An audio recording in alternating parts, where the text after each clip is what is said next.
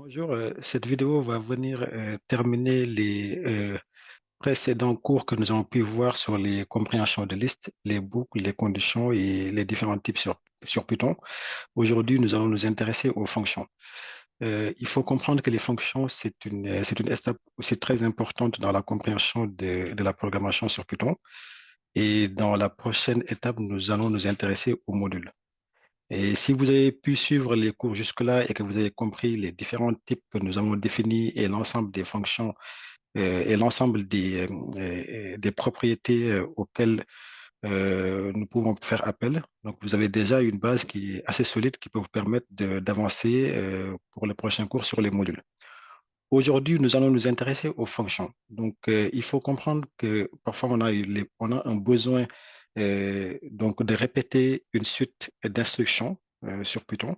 Et pour ce faire, et pour ne pas répéter à chaque fois qu'on a besoin euh, d'affecter une suite d'instructions à une variable, de répéter toutes ces instructions, il est beaucoup plus efficace donc de créer une fonction qu'on peut affecter à une variable et qu'on peut rappeler très facilement, donc sans pour autant réécrire plusieurs lignes de code.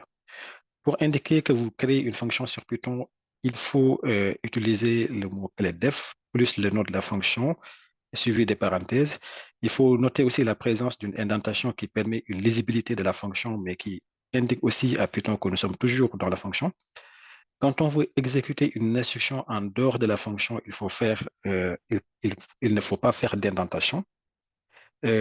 Sans plus tarder, on va faire un exemple à partir de laquelle nous allons comprendre tout ce que nous avons dit dans cette définition.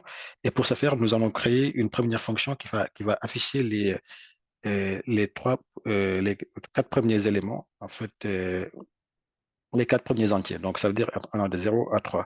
Donc, si je mets la fonction def pour définir que c'est une fonction que je vais faire, que je vais appeler affiche entier, donc comme ça, en utilisant la notion de camel case, ça veut dire qu'à chaque fois que je commence un nouveau mot, je le commence par une majuscule. Donc, vous voyez bien que le nom de la fonction commence par une minuscule A, mais je commence l'autre mot, qui est le mot entier, je le commence par une lettre majuscule. Donc, cette convention de nomination, on appelle ça le camel case. Donc, je fais def affiche entier, je mets des parenthèses et je mets les deux points. Donc, quand j'appuie sur Entrée, il se produit une indentation qui nous permet de dire que toute la suite d'instructions que nous allons écrire en dessous, ici, donc on va considérer directement la fonction et je vais initialiser. Donc, je mets i égale 0. Donc, j'ai utilisé un boucle while pour afficher les quatre premiers éléments. Donc, je mets while i inférieur à 4, deux points, et je fais un print. Donc, print i. Et ensuite, je fais une incrémentation, donc tel que nous l'avions vu sur les boucles. Donc, i égale 1. Donc, quand j'exécute ça, euh,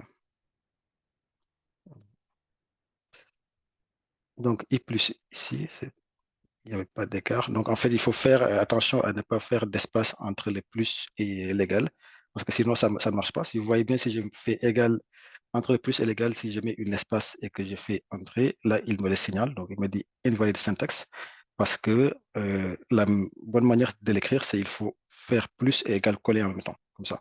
Donc, j'exécute. Et là, je peux venir appeler la fonction que je viens de créer. Donc, si j'appelle la fonction affiche entier, comme ça, avec des parenthèses toujours, et j'exécute. Là, il m'affiche bien les quatre premiers entiers, donc 0, 1, 2, 3, 4.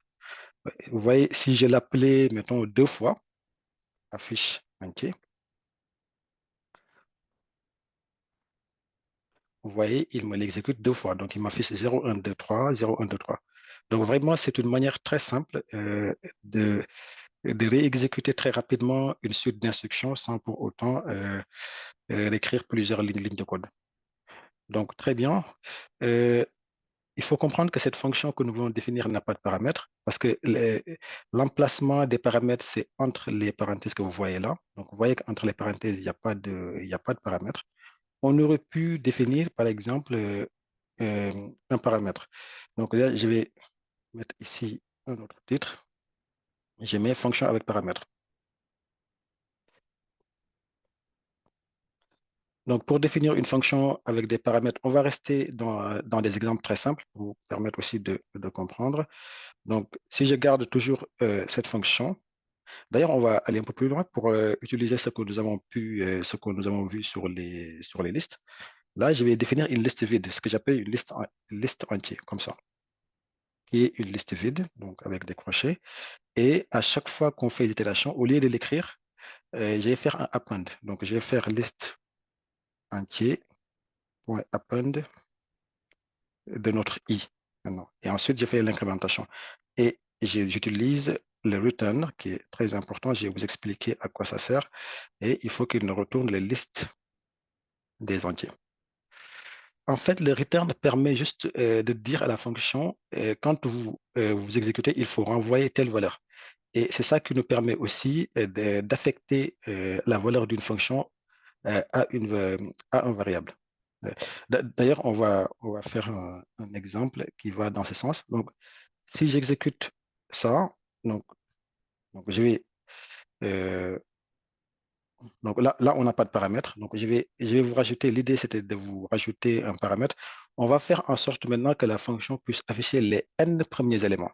Donc, c'est-à-dire, il faut lui renseigner une valeur. Donc, par exemple, vous lui dites, vous lui donnez la valeur 10 et il vous donne les 10 premiers éléments. Vous lui donnez la valeur 20, il vous donne les 20 premiers éléments.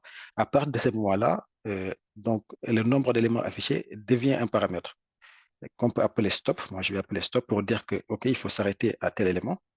Donc, qu'est-ce qui va changer? Là, on avait 4 qui est statique. Maintenant, on va plus mettre while i inférieur à 4, mais on va mettre while i inférieur à stop, comme ça.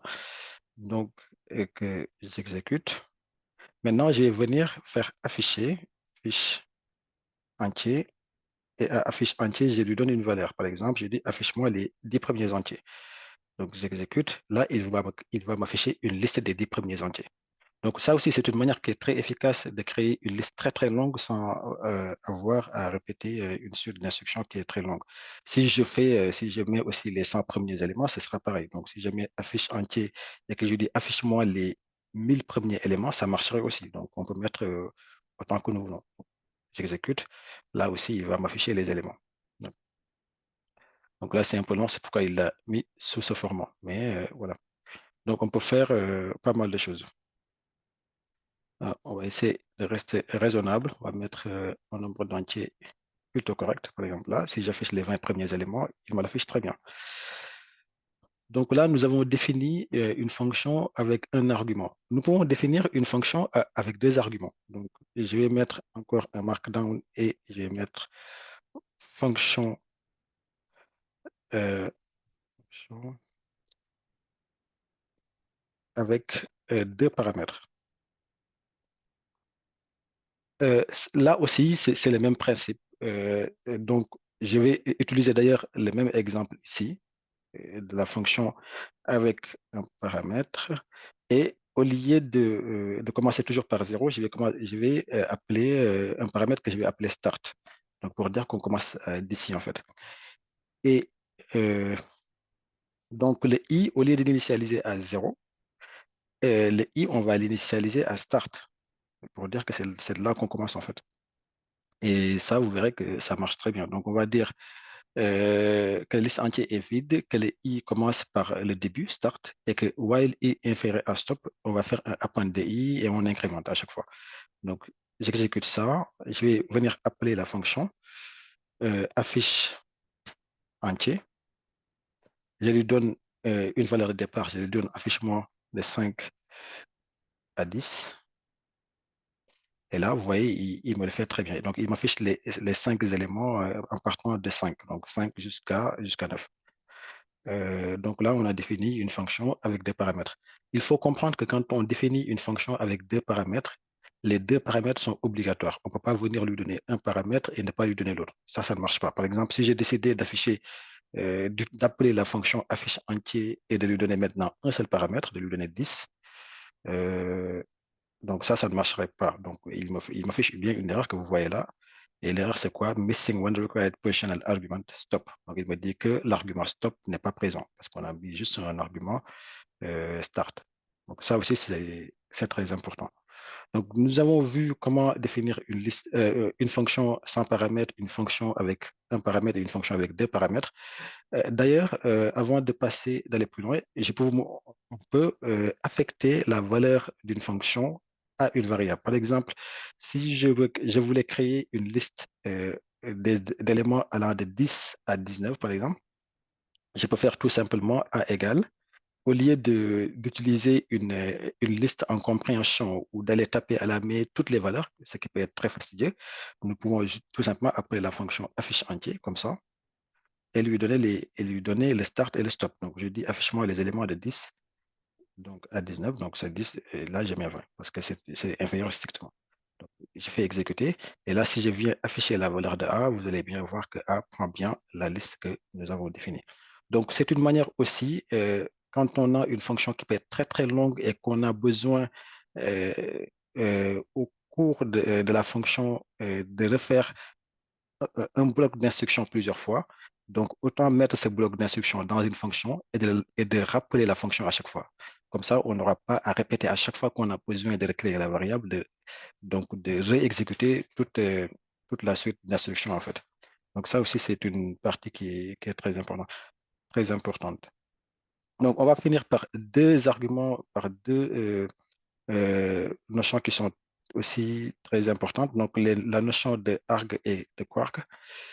Si on veut créer une fonction avec plusieurs paramètres, là, on a créé avec des paramètres, mais il se peut qu'on ait besoin de créer une fonction qui va prendre beaucoup de paramètres, mais on ne sait pas combien de paramètres. Par exemple, euh, d'ailleurs, je vais mettre ici donc, ce qu'on appelle l'espace, donc arg. Pour ce faire, comment on fait? Donc, je vais définir une fonction qui va faire la somme. Par exemple, si je fais def somme nombre, par exemple, qui va faire des sommes. Et pour dire à la fonction, on aurait pu mettre deux arguments, là, donc deux arguments, un élément A et un élément B, et demander à la fonction de sommer les deux éléments. On peut faire aussi en sorte de dire, OK, on va vous donner n éléments, donc beaucoup d'éléments, et vous les sommez tous. Pour écrire cela, il faut utiliser ce qu'on appelle la notion de splat. Et pour faire, on met donc une étoile et on met arg comme ça. On peut aussi mettre un autre. Le mot arg, il n'est pas obligatoire, c'est juste que c'est le plus utilisé, souvent quand on fait ce type de traitement. Donc, j'ai fait ça. Donc, déjà, j'ai défini un i qui est égal à 0 et j'ai dit for, par exemple, arg in args, OK, deux points. Qu'est-ce que j'ai fait? J'ai fait i plus égal. Donc, à chaque fois, j'augmente le arg. Voilà. Et là, je peux bien le retourner le i. Ça marche très bien aussi. Retourner i. Donc, j'exécute. Et donc, si j'appelle la fonction somme nombre, maintenant en lui précisant plusieurs variables, donc je vais mettre 1, 2, 5 et 10. J'exécute, on va voir qu'il fait bien la somme. Donc, parce que 1 plus 2 plus 5, ça nous donne 8, et plus 5 et plus 10, ça nous donne bien 18. Donc, si vous voulez utiliser une fonction qui va faire appel à plusieurs arguments, mais que vous ne voulez pas citer tous les arguments, parce que vous n'aurez pas, par exemple, si on devait faire ça, on n'aurait pas, ce serait peut-être très peu efficace de dire, par exemple, de répéter cette fonction et de dire, par exemple, somme de manière A, B, C, D, etc. Bon, ça serait très, très pénible. Et donc, pour faire plus simple, on utilise tout simplement donc l'esplat qui est l'étoile et plus un mot-clé. Très bien. Nous pouvons aussi définir une fonction avec des keywords. Ça aussi, c'est une. Donc, je vais mettre un autre titre. Et ça, pour ce faire, il faut utiliser donc, la notion de quark maintenant. Donc, on va expliquer pour keyword argument. Et dans cette notion, il n'y a que les éléments, il n'y a que les paramètres qui sont nommés en fait, qui seront pris en compte. Mettons par exemple que je définisse, OK, je dis Euh, euh, je vais appeler une fonction, par exemple, argument, print argument, par exemple. OK. Et je dis la fonction print argument, je veux que, d'ailleurs, moi, je vais mettre arg comme ça, ça peut être plus simple. Je lui donne différents paramètres. Je peux lui donner déjà un paramètre que j'appelle A. Je peux lui donner un paramètre cette patte qu'on vient de voir, donc le paramètre arg, et lui donner un autre paramètre maintenant. Et d'ailleurs, c'est pour ça qu'on fait cet exemple, qu'on appelle le paramètre, les paramètres nommés. Voilà. Donc, pour ce faire, on met 2 étoiles et on met quark, comme ça.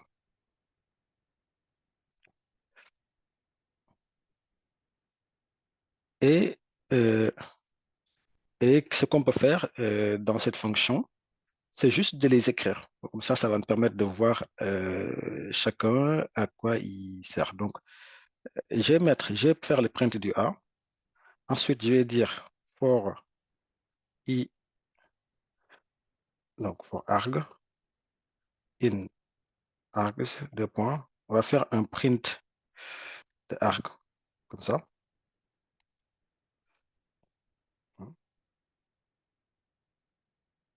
Et bon, on peut aussi dire for euh, déjà, si on faisait ça, tout simplement. Donc, si on a resté là, par exemple, j'exécute cette fonction. Si j'appelle la fonction print args comme ça et que je lui donne des paramètres, donc je lui donne 1, 3, 5, j'exécute. Donc là, il nous les affiche. Mais on ne sait pas identifier c'est quoi le A et c'est quoi l'opérateur splat qui est utilisé. Donc l'opérateur args qu'on voit ici. Pour ce faire, au lieu de faire du print A, je vais, donc dans les args, on va les sommer. Donc je vais définir ici un i que j'initialise à 0. Ensuite, pour tous les éléments qui sont dans arg, on va faire des sommes. Donc on va dire i plus égale, on va l'additionner à arg et on va, euh, on va retourner et on va print d'ailleurs, on va l'écrire, c'est plus simple. On fait un print de i. Donc j'exécute ça. Donc j'appelle la fonction, je lui donne 3 paramètres, 1, 3, 5, j'exécute. Et là, il va m'afficher 1, 3, 8. Voilà. Très bien. Le print, je peux le mettre à la fin ici. Ça, c'est plus parlant. Donc, quand j'exécute cette partie, il m'affiche 1 et 8. Pourquoi il m'affiche 1, 8? Vous voyez bien que si je fais la somme de 1, 3, 5, ça ne donne pas 8, ça donne 9. Mais ça affiche 8 parce que ce qu'il fait, c'est la somme de 3 et de 5, parce que le premier paramètre A ici, c'est un paramètre qui est nommé. Donc, ça veut dire que c'est un paramètre à part. C'est le A qui est égal à 1. Et donc, il fait la somme de tous les éléments qui se trouvent dans l'opérateur splat et qui sont des chiffres, en tout cas qui ne sont pas nommés. Maintenant, si je veux utiliser des paramètres nommés, donc je peux prendre la même fonction ici. Donc, si j'appelle cette fonction et que je lui dis, OK, maintenant, vous m'avez fait un print du i. D'ailleurs, le a, je peux mettre un a comme ça, égal, de sorte à bien savoir que c'est notre a. Donc, je peux mettre une virgule. Ça marche très bien. Et là, je peux faire appel à une autre boucle. Donc, j'ai mis euh, euh, for i in,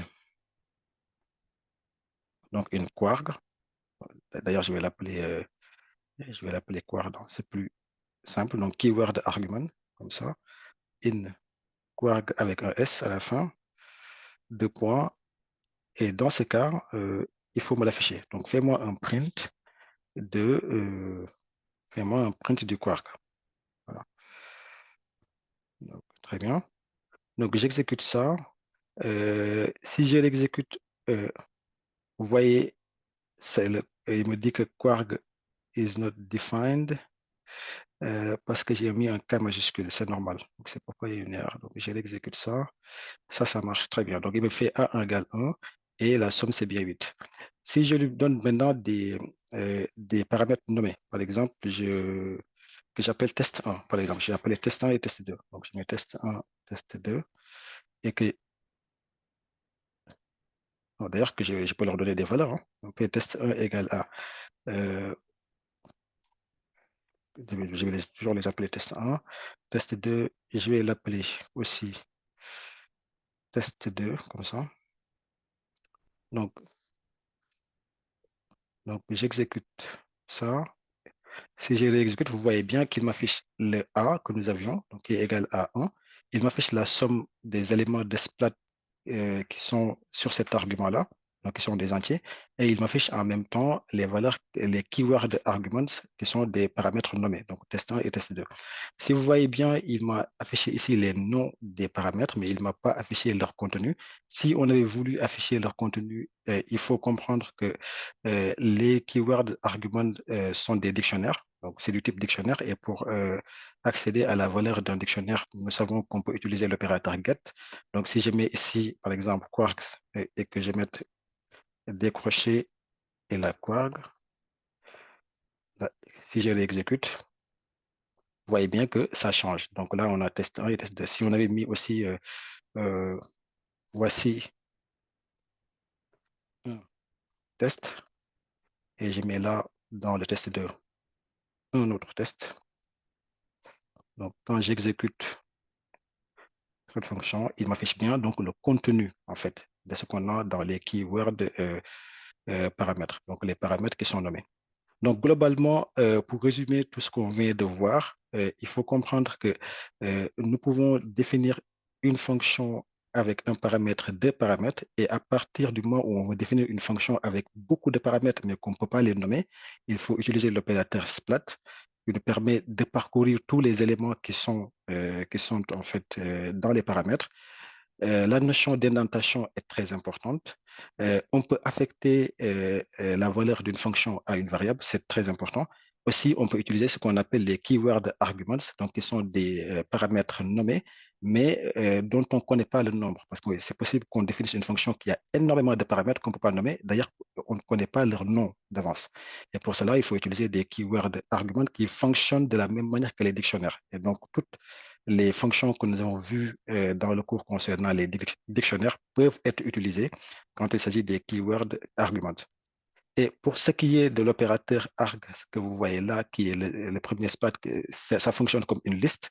Là aussi, toutes les fonctions que nous avons pu voir et qui peuvent être utilisées dans les listes, là aussi sont utilisables.